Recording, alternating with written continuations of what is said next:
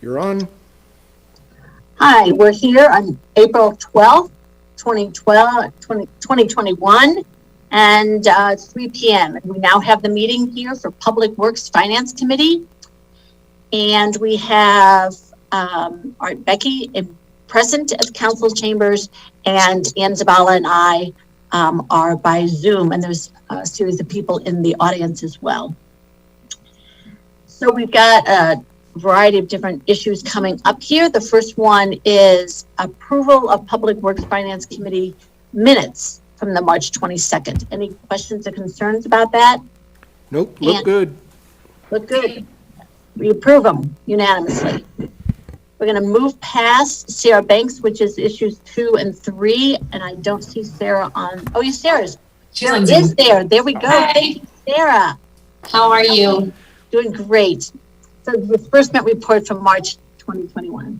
Yes, so looking at disbursement report for March ending March 31st, 2021, our total expenditures were $3,326,196.01. All major expenditures totaled $3,208,089, with payroll being our largest at $1,085,068. And looking at the report itself, there are just a couple of items that I wanted to point out for how substantial they were. We did have a payment for the construction of the police station. That payment was number 9 and the amount of $531,219.69. We also had a well 10 phase 2 contractor payment, which the payment was the number 10 contractor payment in the amount of $562,529.55. Other than that, probably our next largest would just be our iCrimp policy, which is just for, we split our annual payment into 2 payments, and this is one of our half payments for $135,026.50. Other than that, everything else is pretty standard. Does somebody have a question? About that. I'm curious, is our iCrimp, I can't. or is it the same year over year? We based on our rates, our iCrimp does adjust from year to year. And that's something that typically we receive right around this time. And again, it can fluctuate depending on what's come into the city, anything that may have happened. But I mean, even though it does adjust, it's usually fairly minimal within its amounts. But if you want more detail on that, Lori and Gary would probably be better fit to answer that. I was just curious, if it was pretty standard as a baseline or if different activities impacted that cost.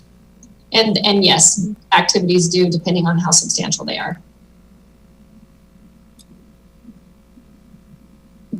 That's helpful. Thank you. Any other questions? Nope, Sarah did a good job of preempting all the questions that I had. Yeah, we appreciate that. So that, do we have consensus that we can approve it and Yes. sign the distribution report for the month of March 2021? Yep. Yes? And yes? Mm-hmm. Great. Number 3, second quarter financial report, January 1, 2021 to March 31st, 2021. Sarah Banks. All right. So looking at the report itself, around this time, we like to see things somewhere as close to or around 50% as possible. As you will see as you're going down the list, majority things are in the realm that we would expect to see. You will see in capital outlay within general fund, we have a 0%, but yet we do have an expenditure in that account for this quarter of the fiscal year. And that actually was for the purchase of the mask fitting for the fire department, the mask fitting machine. And that's something that'll be coming forward, and you'll see that that amount will change within our open budget process. So other than that, if you see anything that is 100%, that would be our annual transfers that we do at the beginning of the budget season, and that's typically for IS or something that may be going directly to fleet. And everything else follows down the line until you get to capital. Once you get to capital, you do see, it's not capital season. And so we're not doing a lot of the projects as of yet that we are doing. But capital is a fund that I have kind of talked to you guys about previously, that with our water, sewer, sanitation, and capital accounts themselves, we do now budget based on budget best practices. We started budgeting all fund balances within our revenue and our expense accounts. And so that can kind of skew the percentage just a little bit, depending on how large the fund balance is within those accounts. For instance, if you are looking at our water construction fund, the fund balance itself is about 6.2 million of that $12 million fund. So granted, even with only $873,000, that still only changes it to be from 7% to about 14%. But if you're looking at our sewer construction fund, that fund balance is actually 11.8 million, and the remaining balance is 2.7. So that would bring, with that money coming in, that revenue, we're actually sitting at about 51% of our revenue that we anticipated receiving, though it only says 9.55%. And so I'm going to continue to explain just those few funds, just so you guys know where we're really sitting right now. The last one is our sanitation fund, and all but $461,000 in that revenue is actually their fund balance. So $6,241,041 was the fund balance, 481 was anticipated revenue, and we, with that 209,000, we're sitting at about 50% for that. In our capital construction fund, our fund balance was 7.9 million. So we had a remaining revenue anticipation of $2,825,007. And with the $845,269 that we've received, we're sitting at about 30% of what we anticipated. The only two funds that kind of come into the same play within the expenditures due to their fund balance size would be the water and sewer fund. Water fund sits at about 6.6 million without the fund balance being considered. And so with our expenses that we've done so far of 1.9 million, we're sitting at about 35% of the expenditures in that fund. And our sewer fund is all but about, let's see, their sewer fund balance is about 13,130,000. That's, so I would say $1 million of that is the fund balance. So instead of 0.17%, we're actually sitting at 1.69%. So still very minimal activity, and because it's not construction fund, but just wanted to give that clarification so that you're aware why those percentages will always remain even at fourth quarter, still as low as they are. So if you don't have anything else, that's all I have for now. If you have any questions. Ann, do you have any questions? Art, do you have any questions? Nope. Can you tell me, I have one question, and the purchase of the mask fitting machine, did we get to use COVID funds for that? Or was that declined? Do you know, Sarah? I do not know the answer to that, but if Gary is on right now, or Yes. maybe the chief. Could you repeat the question, Maureen? The question is whether or not the funds for the mask fitting machine for the fire department, actually the source of those funds, I know we originally applied for COVID funds for that, and I guess the question is, did we get funds for that? That's just kind of a side question, but it just came up. We did not. It was submitted to the financial unit, the folks who are approving those expenditures, and there were questions about whether the warranty for the machine was also included.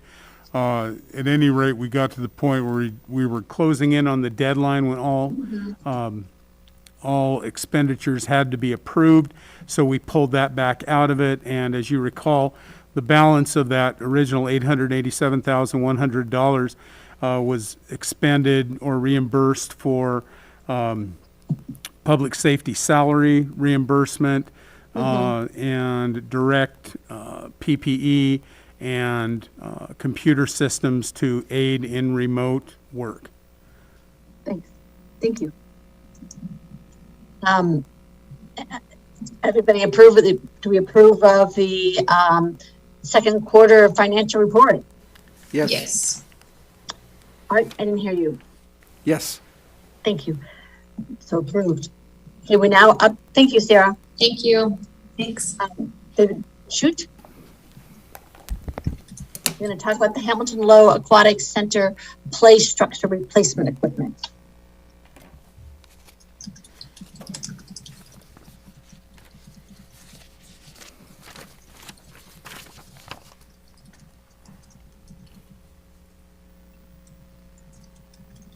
Then I think you want to minimize the guys on the side there. Yep. There we go. I think you can just move it up.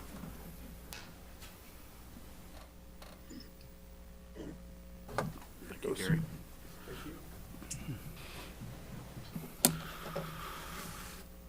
Members of the Public Works and Finance Committee, thank you so much for having me this afternoon. This is the Hamilton Low Aquatic Center play structure replacement purchase. Little background first. City staff is requesting authorization to purchase a replacement play structure for the Hamilton Low Aquatic Center from Vortex USA, an amount not to exceed $134,000. The existing play structure was installed as part of the original pool construction in 2000 and has provided countless smiles, my kids included, and a lot of memories through the years. On the right of your screen, you can see the existing play structure that we have now. However, the structure is certainly showing the signs of age and is wearing out, and it's in need of a replacement. So we're looking at this project, if approved, to begin in the fall of 2021. This will start right after the 2021 pool season. It will be completed in 2022 in the spring. And the reason for the spring completion is built in-house. The existing structure will be taken out by the facilities staff. And this is the proposal from Vortex. It features 16 interactive water features. It's got a twin splash dumping bucket, a curved open flume water slide, and has 4 decks. And so I'm going to run through a couple of pictures for the Public Works Finance Committee here, just to get a sense of what this will look like. Very similar to our existing structure.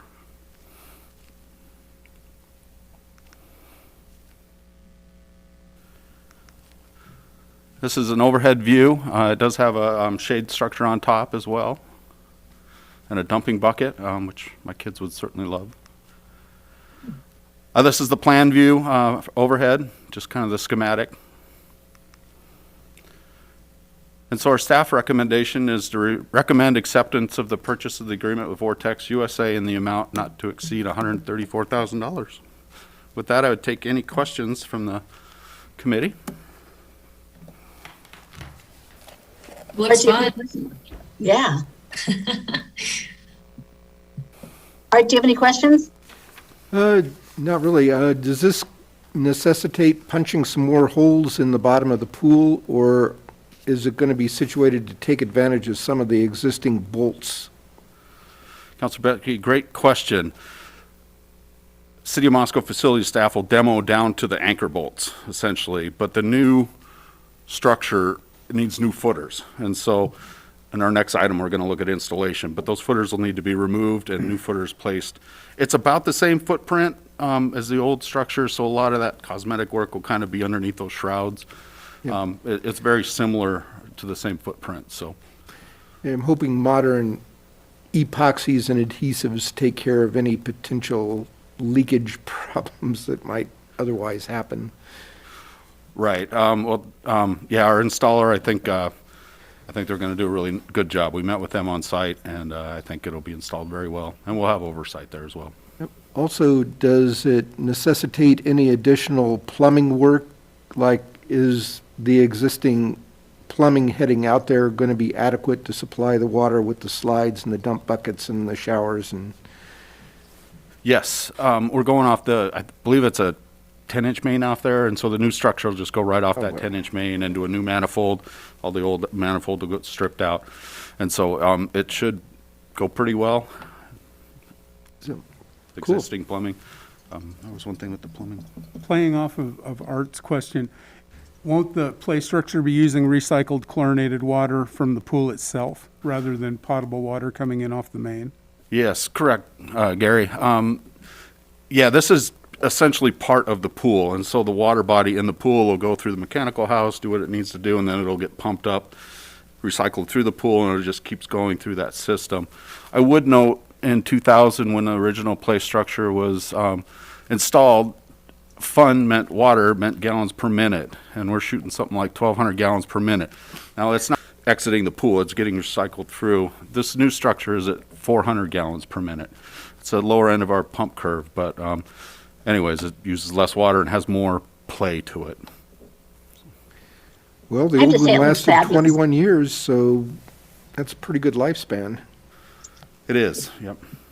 I think it looks fabulous and really fun, and I'm sure that lots of people will enjoy that. Is there a proposal in the works about us doing the large slides at some point? Or is that just in the future, and are they in better shape than these are? Thank you for the question, Councilor Laughlin. So within our capital improvement plan, we have addressed the large slides. We reached out to experts in the industry some time ago about, hey, when do we need to replace these large slides? It's a huge financial burden. They suggested that if it's well maintained and we gel coat those slides every 7 years, we should get really long life out of them. So we've addressed that in the capital improvement plan, at least through 2030, for a gel coat in fiscal year 2025. But within that, out to 2030, we don't have any anticipation of replacing those big slides.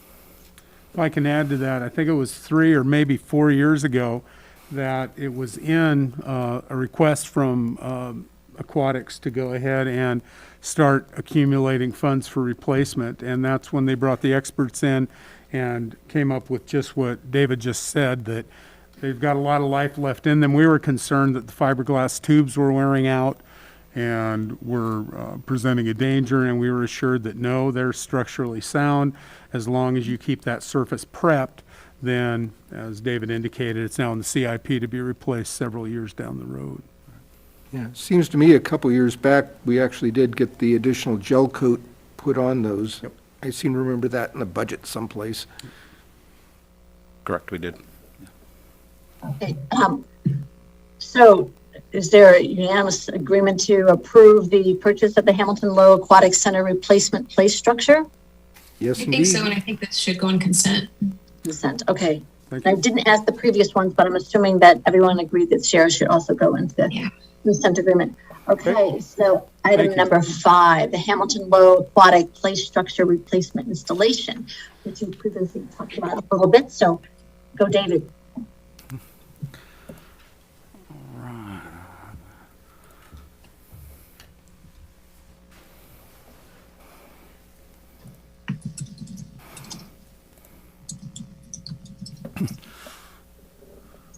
Thank you, Councilor Laughlin. So this presentation is very similar to the last presentation. So in the last agenda item, we were looking at authorization to purchase the play structure. This is the to install the play structure. So this is for just the installation piece. So city staff is requesting authorization to retain WMS Aquatics for the installation of the HLAC play structure in the amount of $54,567.22. Again, this project is planned to begin in the fall and finish up in the spring before the pool season of 2022. Again, the city issued an RFP on October 26th of last year to provide the design, sale, and construction and installation of the play structure. Pursuant to the invitation of the city extended through the RFP, WMS Aquatics submitted a proposal based on that RFP and a March 4th, 2021 site visit for the installation of the play structure supplied by Vortex USA. So again, this is that same budget spreadsheet, fiscal year 21 project budget. Total project budget's $206,000. This will consume $54,000 and change of that. Again, just for the presentation, it's a vortex play structure we're looking to install. And it's our recommendation to accept the proposal from WMS Aquatics and award the contract in the amount of $54,567.22, and authorize staff to approval of construction change orders in the amount not to exceed 10% of the contract amount. And with that, I would take any questions on the installation side of the play structure. Any questions, Ann?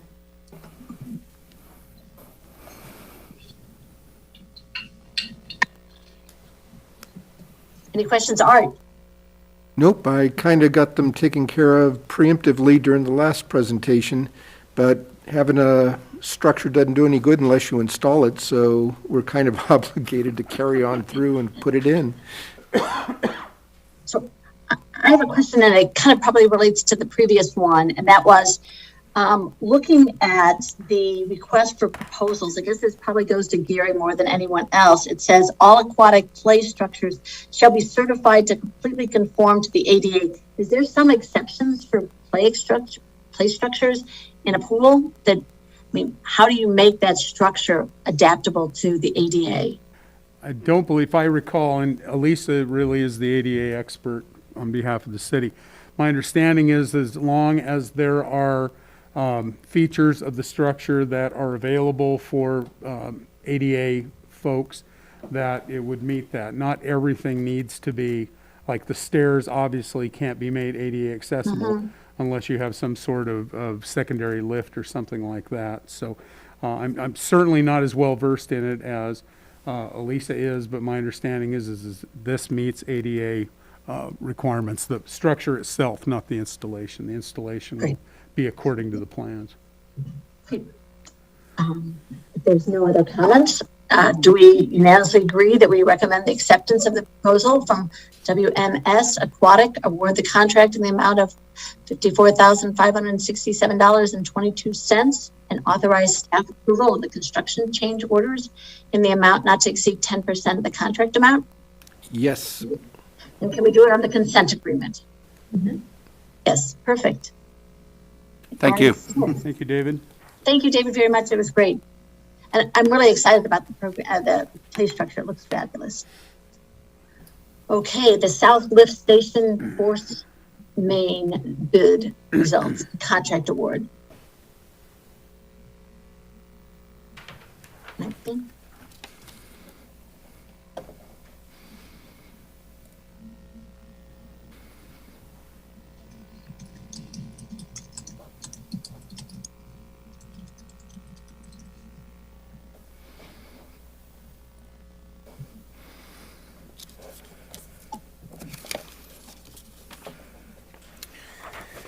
Good afternoon.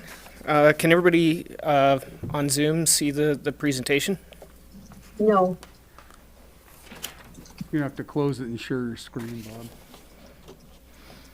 Or at least minimize it.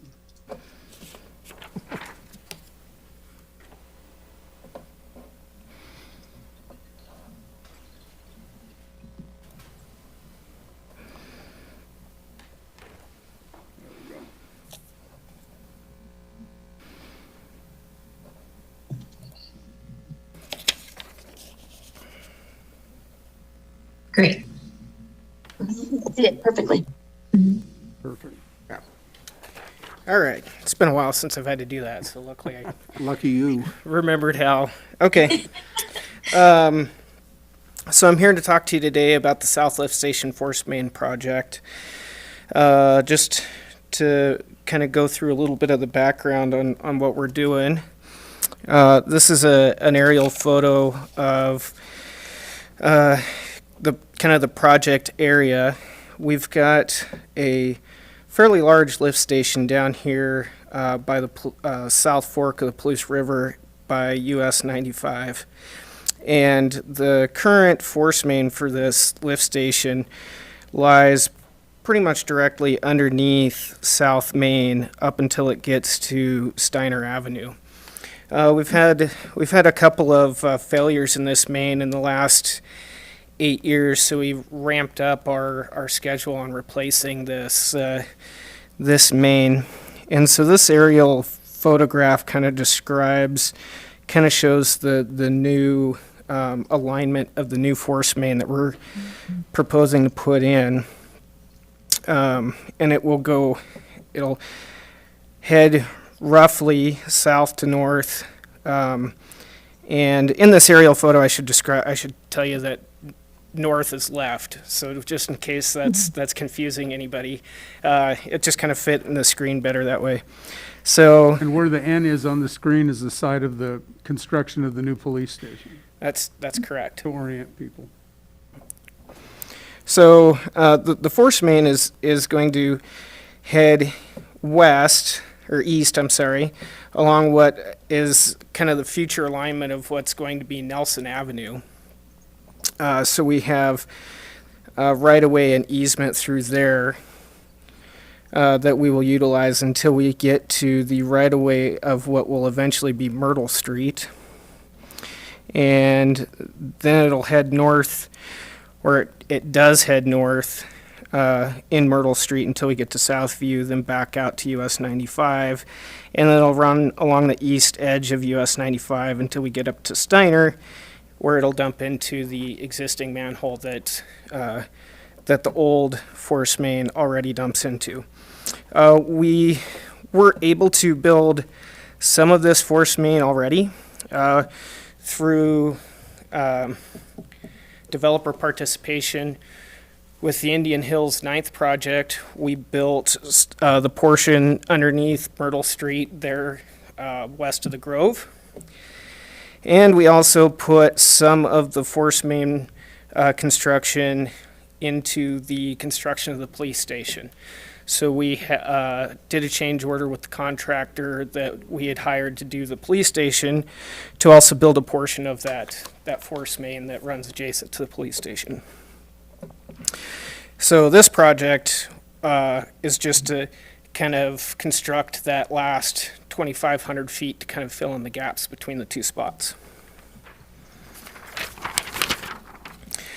So last March, we put it out to bid, and on March 30th, we opened 4 bids. Those bids ranged from $850,759 down to $633,609.31. A contractor out of Bonners Ferry was the low bid for that $633,000. So we're gonna, staff is gonna recommend that we award the contract to J7. We've put together a construction agreement. Some of the highlights of the construction agreement, which should have been in the packet, is the contract amount as previously stated.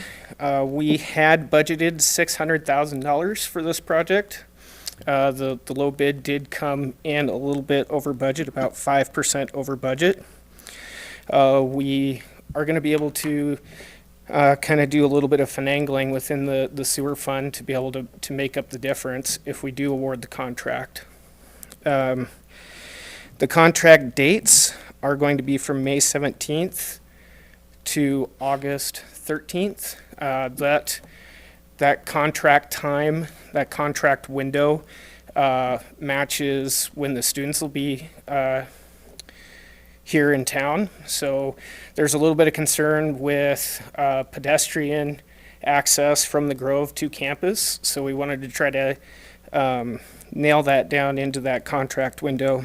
And the contractor will have 60 calendar days within that window once they start work to finish it.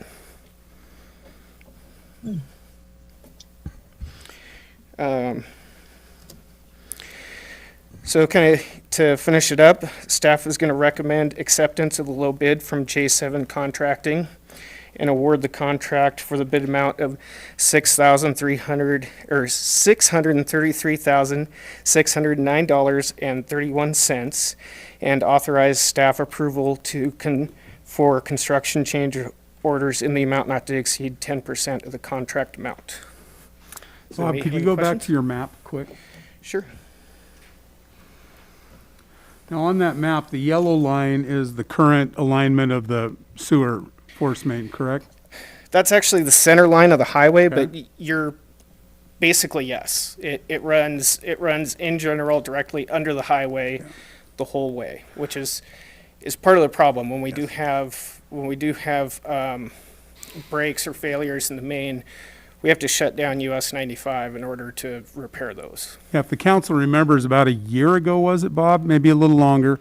There was a break outside of what was the former Brown's Furniture Building. Yep. And they had to dig that out right next to that dentist's office there. I can't recall how deep the force main is in that area. I thought it was like 16 feet or something like that. Gary, this is Tyler. I'm Oh. on the line. Yeah, you're absolutely correct. We've had 2 breaks on that force main, and when this really became a critical force main for repair, when some folks who've been around Moscow for a while will recall they came in and rebuilt the highway, and when they did that, they raised the profile of the highway down by the lift station, so down there, kind of by the Fountain Industrial Complex. And so, as Gary mentioned, our force main, as it comes out of that lift station, is over 20 feet deep. And so we had a break about 6 or 7 years ago. In 2014, we had a break on that line. And we were really lucky that if the break had been about 6 feet further to the west, we would have been closing down the highway. As it was, we were able to make a repair without closing the highway, but it definitely hammered home the need to accelerate this in our capital plan. And then, as Gary indicated, yeah, we had another break last fall up by Brown's Furniture, and even up there, that line still sits more than 10 feet deep. So it's definitely going to be a very nice upgrade, and we'll all sleep better at night having a more reliable and more shallow line to maintain. So some of the advantages are getting as much of it off the state system as we can. So if it does break, we're dealing with city streets, hopefully at a better alignment that isn't so deep. Additionally, all of the sewage from Ridgeview Estates, the Southeast Moscow Sewer District, and everything essentially south of the South Main Hill goes to this lift station, which then is pumped over the hill. So that is a critical component of our infrastructure. So as Bob and Tyler both said, accelerating this in the CIP is pretty much critical to our system.